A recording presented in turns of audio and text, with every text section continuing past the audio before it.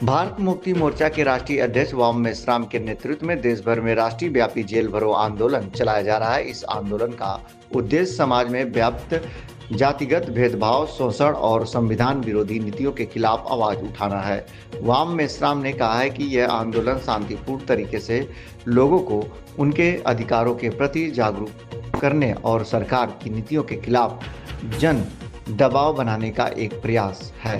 देश के विभिन्न हिस्सों में इस आंदोलन को जबरदस्त जन समर्थन मिल रहा है। देखिए आजमगढ़ से एक खास रिपोर्ट।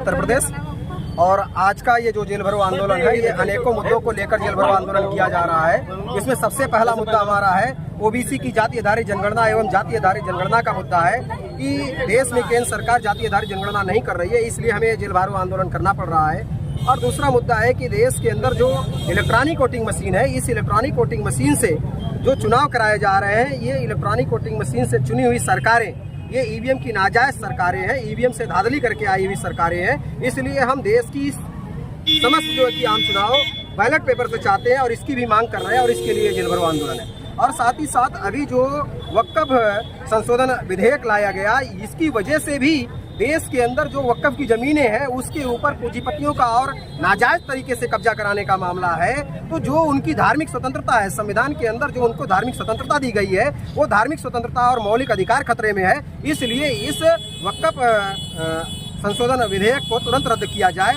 और साथ ही साथ उत्तर प्रदेश के अंदर Uttar Pradesh power corporation limited जो है, ये Uttar Pradesh power corporation limited को निजीकरण का करने की मुहिम चला रहे हैं। तो इस निजीकरण की वजह से देश की जनता के ऊपर जो बहुत बड़ा भार पड़ने वाला है कि बिजली बहुत ज़्यादा महंगी होने वाली है। और इसके साथ साथ जो कर्मचारी है, ये कर्मचारी का क्या होगा, कर्मचारी का जो रिप्रेजेंटेशन है, जो उनका प्रतिनिधित्व है, वो प्रतिनिधित्व भी समाप्त हो रहा है। इस वजह से क्योंकि सरकारीकरण है तो उनका प्रतिनिधित्व है, निजीकरण होने के बाद में वो प्रतिनिधित्व नहीं रहेगा। तो फिर उसमें क्या किया जाएगा, फिर उसके बाद उसमें जिस तरीके से आज बड़े पैमाने पर पूंजीपतियों के हाथ में सारा चीज जा रहा है, वैसे बिजली विभाग भी पूंजीपतियों के हाथों में जाएगा, मतलब ब्राह्मणों के हाथों में जाएगा। इसलिए इस लड़ाई को हम लोग लड़ रहे हैं कि यूपीपीसीएल का निजीकरण बंद किया जाए। और साथ ही साथ देश के अंदर जो विश्व स्तर की धरोहर है महाबोधि महाविहार, इस महाबोधि महाविहार के अंदर जो ब्राह्मणों का एकाधिकार किया जा रहा है और ब्राह्मणों को उसके अंदर जाने दिया जा रहा है और महाबोधि महाविहार के अंदर पिंडदान करने का काम किया जा रहा है।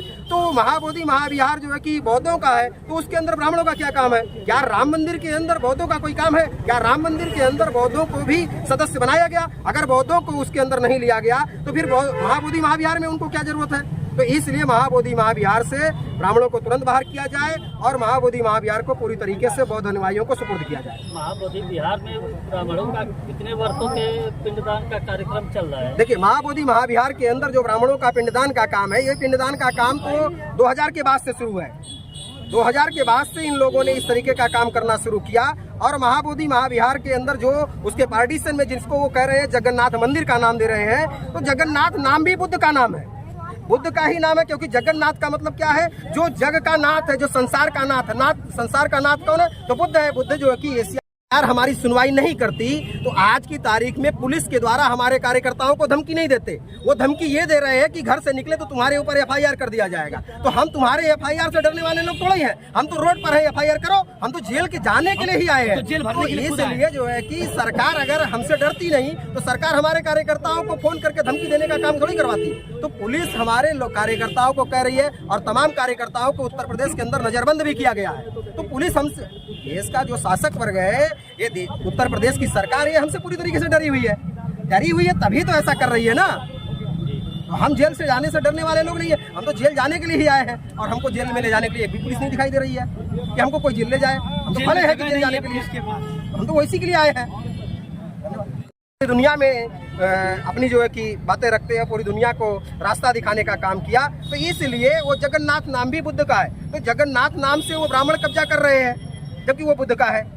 2023 लोगों ने उसमें प्रवेश लेना शुरू किया, उसके बाद आवाज उठी है? एकदम आवाज लगातार उठ रही है और सुप्रीम कोर्ट के अंदर भी केस गई हुई है। तो ये लगातार चल रहा है। उसके बाद भी कोई सुनवाई नहीं हुई? अभी उसके बाद भी कोई सुनवाई नहीं कर रहे हैं। तो फिर अगर इसके बाद भी नहीं करते हैं तो 1 जुलाई को पूरे देश भर के अंदर भारत बंद किया जाएगा। और हम पार्टी संदर्भ में था इसके जानकारी। देखिए, आज का जो जेल भरो आंदोलन माननीय वामन मेश्राम साहब जो भारत मुक्ति मोर्चा के राष्ट्रीय अध्यक्ष हैं और आपसुत विंगो के नेतृत्व में, जैसे राष्ट्रीय पिछड़ा वर्ग मोर्चा के नेतृत्व में आज जो पूरे भारत में हर जिला मुख्यालयों पर जेल भरो आंदोलन का आयोजन किया गया है, इसकी प्रमुख मांगे हैं कि ओबीसी की जाति आधारित गणना कराई जाए और ईवीएम को हटा करके बैलेट पेपर लाया जाए और वक्फ बोर्ड संशोधन अधिनियम जो लाया गया है उसको तुरंत रद्द किया जाए और महाबोधि विहार में जो ब्राह्मणों का एकाधिकार कब्जा हो रहा है उसको तुरंत हटवाया जाए और बौद्ध विहार बौद्धों को सौंपा जाए। इस मांग को लेकर के आज पूरे भारत में जेल भरो आंदोलन का आयोजन किया गया है।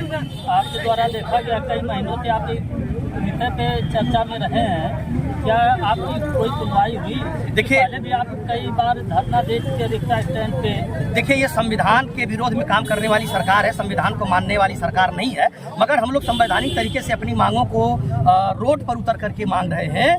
तो आज अभी तक कोई हमारी सुनवाई तो नहीं हो रही है, मगर ये आंदोलन हमारा जारी रहेगा। अगर महाबोधि विहार को अगर ब्राह्मणों से मुक्त नहीं कराया गया तो 1 जुलाई को फिर हम लोग माननीय वामन मेश्राम साहब के नेतृत्व में हुआ है। आज का जो संदर्भ है, इस सबसे पहला संदर्भ ये है कि जो जाति आधारित जनगणना है, जाति आधारित जनगणना 1952 के बाद है, ये बात इन लोगों ने नहीं किया। उसके पहले जाति जनगणना होती थी, लेकिन अब केवल अनुसूचित जाति की जनगणना हुई, अनुसूचित जनजाति की जनगणना हुई, लेकिन ओबीसी की जाति जनगणना आज तक नहीं हुई। पहला मुद्दा वो है। दूसरा मुद्दा ये है कि जो ईवीएम मशीन है, ईवीएम मशीन से हमारे वोटों की चोरी की जाती है। तो हम चाहते हैं कि हम भारत मुक्ति मोर्चा चाह रहा है कि ईवीएम मशीन को हटाया जाए और बैलेट पेपर ले आया जाए। तीसरा हमारा मुद्दा है महाबोधि महाविहार का। महाबोधि महाविहार से ब्राह्मणों का कब्जा किया जाए और जो हमारे महापुरुषों का ये अपमान ये बीजेपी सरकार और आरएसएस के लोग करते हैं, उस अपमान के विरोध में भी ये जेल भरो आंदोलन है।